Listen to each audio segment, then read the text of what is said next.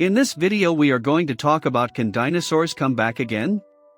So before starting this video, please like this video and subscribe to this channel for our future updates.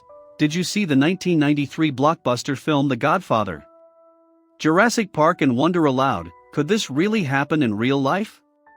Is it possible that the dinosaurs will reappear? Many humans find it both fascinating and terrifying to consider the possibility that these mighty creatures may return to our planet at some point in the near future. So much so that real-life scientists are curious as to whether the evolutionary process might be able to transport us back to the time of the tyrannosaurs.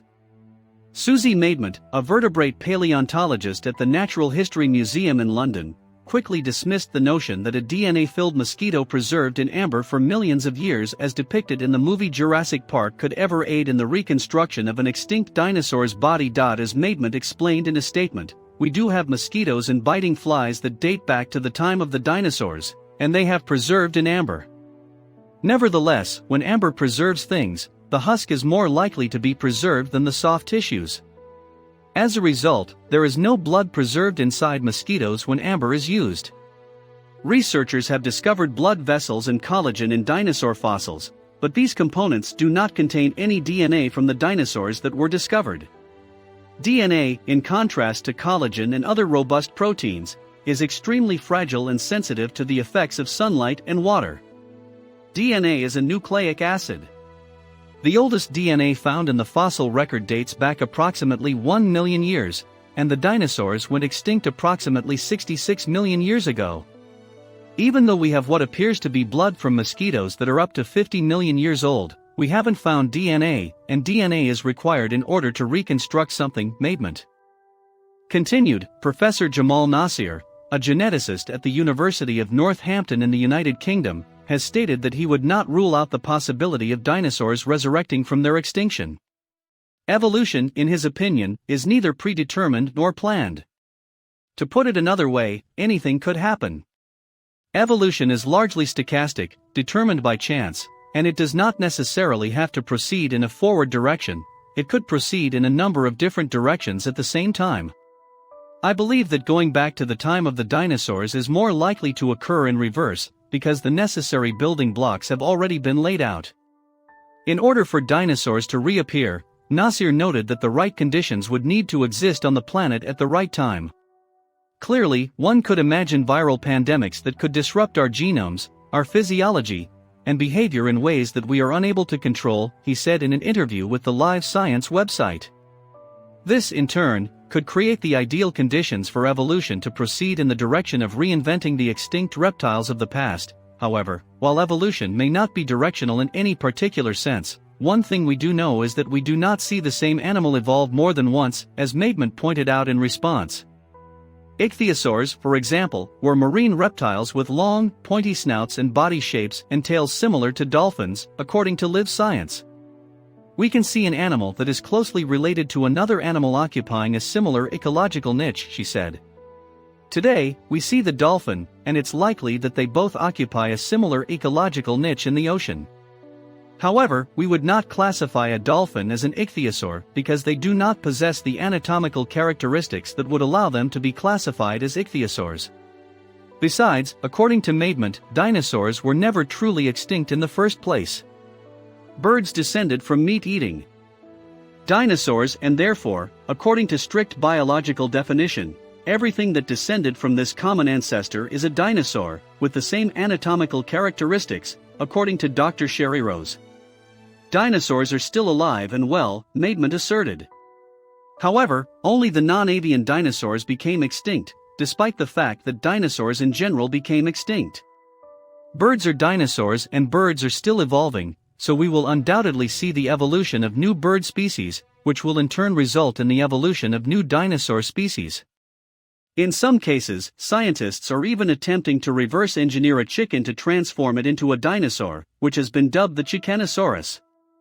In contrast to the dinosaur replicas that have been proposed, this creature would be a modified chicken, according to Jack Horner, a research associate at the Burke Museum of Natural History at the University of Washington, who previously spoke with Live Science. It is impossible to imagine how things would have been 66 million years ago. And it is even more difficult to imagine how things might have been if dinosaurs had returned to the planet. If you bring back an animal that died out naturally, perhaps 150 million years ago, it is unlikely that it will recognize anything in this world, Maitland explained. What is it going to eat when grass hadn't yet evolved back then, he wondered aloud. Its function, where we're going to put it, and who owns it all remain mysteries. Could we clone a dinosaur? Over time, DNA degrades and degrades further. With 66 million years having elapsed since the dinosaurs went extinct, it is highly unlikely that any dinosaur DNA would have survived to the present day. While dinosaur bones can last for millions of years, dinosaur DNA is almost certain to be extinct after that time. Some scientists, on the other hand, are still looking for it, just in case. So it appears that cloning dinosaurs is out of the question, but reverse engineering them could be a viable alternative method of reproducing the extinct animals. In order to reverse at least 66 million years of evolution, scientists must begin with a living animal and work their way backwards to ancient reptiles. In the words of Susie, you could take a chicken and genetically engineer it so that it has teeth or has a long tail. But even if you do, it isn't a dinosaur because it has been reverse engineered, says the scientist. The recreation of dinosaurs, or any other extinct animal, can raise a number of ethical questions. It is possible that you are interested in the genetic basis of various living things, or in sequences of correlated characters. For example, do you automatically grow claws if you develop teeth? However, if you bring back an animal that died out naturally, perhaps 150 million years ago, it will be unable to recognize anything in this world. When grass hadn't evolved yet, what was it going to eat? Can you tell me what it does, where we should put it, and who owns it? An attempt to resurrect dinosaurs is fraught with difficulties, both scientifically and ethically. Creating replicas for zoos or theme parks like Jurassic World is unlikely to be the solution. As a result, dinosaurs are likely to remain firmly entrenched in the past for the foreseeable future. However, in some cases, the use of genetic engineering to bring back extinct animals may be deemed reasonable under the circumstances. To return to the Jurassic Park scenario, suppose scientists discovered a blood-sucking insect that had been trapped in amber during the time when dinosaurs roamed the Earth millions of years ago. Because of the possibility of cross-contamination, either from the entrapped insect itself, which, after all, would likely contain gut flora and the blood of other victims, or from modern organisms that the specimen had come into contact with, it is likely that only a small amount of suitable dinosaur DNA will be recovered. If a specimen were cracked open assuming it hadn't rotted hollow, it would be extremely difficult to determine the origins of any DNA it might contain from the specimen itself. It is therefore unlikely that we will ever have to be concerned about whether or not roaming herds of theropods will cause traffic congestion during rush hour. Alternatively, you may be able to gaze in awe at specimens created in laboratories that occupy prime zoo real estate.